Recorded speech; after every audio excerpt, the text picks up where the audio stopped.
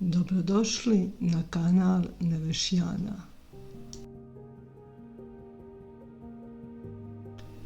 U ovom videu razmotrit ćemo ključne elemente koji će vam pomoći da lakše i uspješnije meditirate. Položaj. Meditirati se može u nekoliko položaja. Tradicionalno to su lotus i polulotus, zatim turski sijed i položaj seiza koji je karakterističan za zen meditaciju.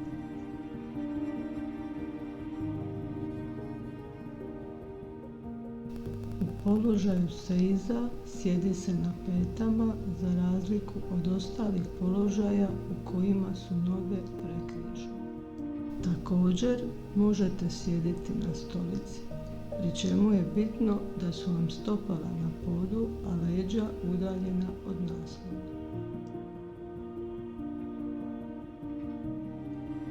Kod svih ovih položaja bitno je da sjedite uspravno s ravnom kičmom, jer takav položaj omogućuje dublje disanje. Uz to, energetski gledajući, u kičmi se nalaze 3 glavna nadija energetska kanala te čakre, pa na ovaj način prana i kundalini energija lakše i brže cirkulira i uzdiše se do vrha glave ili krunske čakre.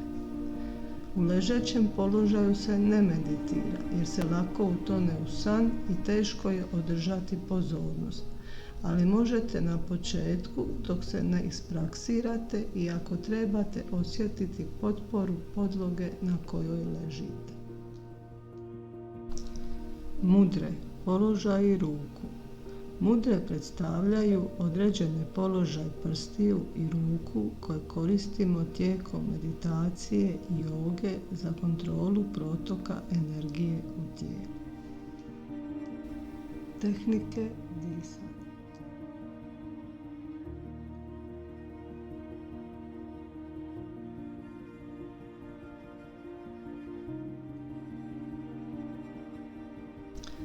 Nadišodana. Dobra je priprema za meditaciju, ublažava stres i anksioznost, smanjuje broj otkucaja srca i jača funkciju pluća. Dobra je i za sinuse, smiruje. Naziva se i naizmjenično disanje. Kod nadišodane koristimo palac i prstenjak desne ruke. Uvijek započinjemo i završavamo s lijevom nosnicom. Znači, palcem zatvorimo desnu nosnicu i udišemo kroz lijevu, pa prstenjakom zatvorimo lijevu i izdišemo na desnu nosnicu. Onda udišemo na desnu nosnicu, a palcem je zatvorimo i izdišemo na lijevu. Pri tome možemo i brojati udah, izdah do na primjer 4, te s vremenom dodati i zadržavanje daha, kumbaku. Ujjayi dah ili pobjednički dah. Riječ je o grlenom disanju. Kod ove tehnike disanja udiše se i izdiše na nos, pri čemu dah stvara zvuk sličan šumu valova. Dah se penje od baze kralježnice do vrha glave. Udišemo kroz nos i lagano stisnemo trbušne mišiće, trbušnu stjenku. To će nas držati u uspravnom položaju. Također, kod udisaja i izdisaja lagano stišćemo grlo i kao da pokušavamo izgovoriti glas H. S vremenom će taj zvuk više sličiti na šum morskih valova. Znači, lagano stisnemo trbušne mišiće, ispravimo se, zabacimo ramena iza ušiju, bradu lagano spustimo prema vratu da bude u ravnom položaju. Udišemo u donji dio pluća i širimo plućni koš.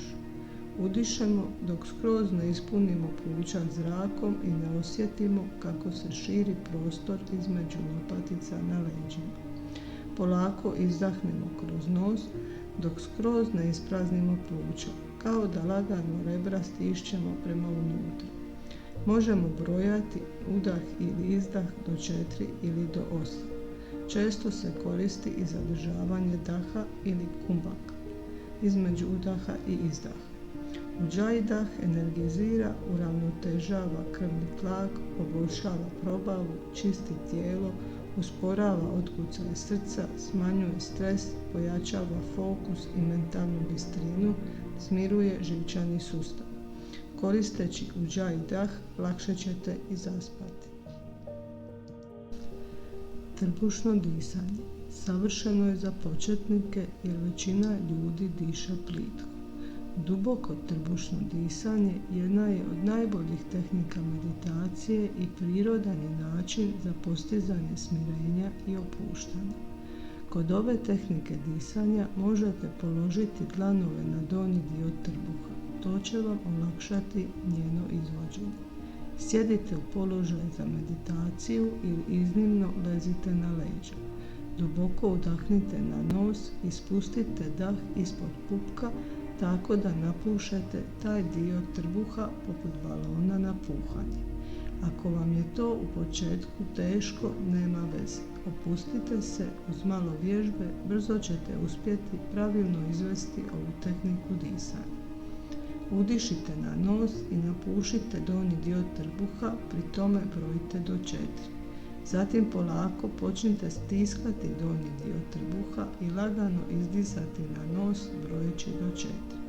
Ovo disanje masira unutarnje organe te potiče probavu, opuštanje i smirenje, povećava količinu kisika u krvi, smanjuje krvni tlak i usporava otkucaj srca.